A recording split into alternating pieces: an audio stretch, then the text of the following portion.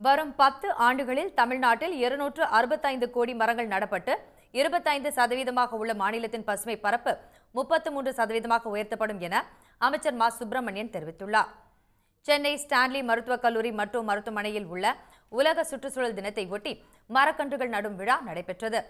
இந்த நிகழ்ச்சியில் அமைச்சர் மா. சுப்பிரமணியன், எம்எல்ஏக்கள் I dreams Moorthy, R. D. Sekar, mayor Priya உள்ளிட்டோர் பங்கேற்று மரக்கன்றுகளை நட்டனர். பின்னர் பேசிய அமைச்சர் மா. சுப்பிரமணியன், வரும் 10 ஆண்டுகளில் தமிழ்நாட்டில் 265 கோடி மரங்கள் நடப்பட்டு 25% உள்ள மாநிலத்தின் பசுமை பரப்பு 33% உயர்த்தப்படும் என அமைச்சர் மா. சுப்பிரமணியன் தெரிவித்தார். இன்னமும் 10 ஆண்டுகளில் 260 கோடி மரங்கள் நடப்படும் என்று அறிவிக்கப்பட்டிருக்கிறது.